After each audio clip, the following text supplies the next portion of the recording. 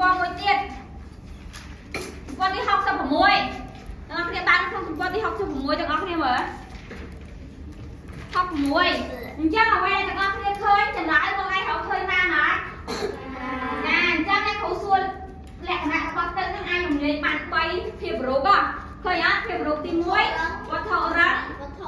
វត្ថុរាវស្នូអីទៀតស្មានណាស្មានអញ្ចឹងអ្នកគ្រូបាននិយាយរួចហើយអំបិលស្ករម្សៅធូលីអីមិញនេះតាមរយៈវត្ថុរឹង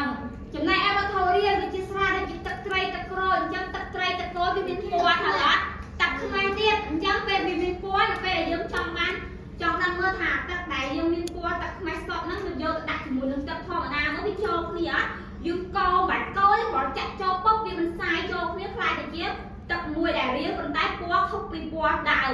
អាចនឹងពណ៌បើសិនជាឧទាហរណ៍ទឹកខ្មៅកោហ្នឹងពណ៌លឿងពណ៌ទឹកក្រូចចឹងមិនពណ៌លឿងទេពណ៌ទឹកក្រូចដល់ពេលកូនយកទឹកខ្មៅហ្នឹងយកទៅចាក់ជាមួយទឹកវាអាចនឹងពណ៌ហ្នឹងសាបបន្តិចមានពណ៌អត់ដុតដូចទឹកអីគេទឹកខ្មៅទេទឹកខ្មៅដើមទេដូចស្រាក្រហមអញ្ចឹងបងប្អូនស្រាក្រហមនៅពេលដែលឧទាហរណ៍ថាពេលនៅក្នុងដបស្រាមានពណ៌ក្រហមទៅអត់អញ្ចឹងយើងគ្រាន់តែយកវាមកកែវទូចបានហើយយកទៅចាក់ជាមួយនឹងទឹកយើងកូរវាទៅវាខ្លាចយើងបានទទួលបានទឹកនៅក្នុងកែវហ្នឹងគឺពណ៌ដូចគ្នាដែរប៉ុន្តែពណ៌ហ្នឹងរៀងស្រាលជាងពណ៌ដែលស្រាដើមទេអញ្ចឹងក៏អាចរំលាយនៅក្នុងវត្ថុរាវបានដែរអូស្មានបងប្អូនស្គាល់អូស្មានអត់ស្គាល់អូស្មានហ្នឹងគឺជាខ្យល់ចាអញ្ចឹងទាំងអស់គ្នាហងៃទាំងអស់គ្នាអត់ទាន់រៀនផ្ដោតសំខាន់ទៅលើអូស្មានទេសំខាន់ទាំងអស់គ្នាដឹងតាមរយៈខ្យល់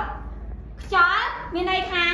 យើងអាចដឹងបានតាមរយៈអូប៉ះស្បែកយើងខ្យល់ឲ្យហើយឃើញមែកឈើដើមឈើអង្គរឬក៏ឃើញ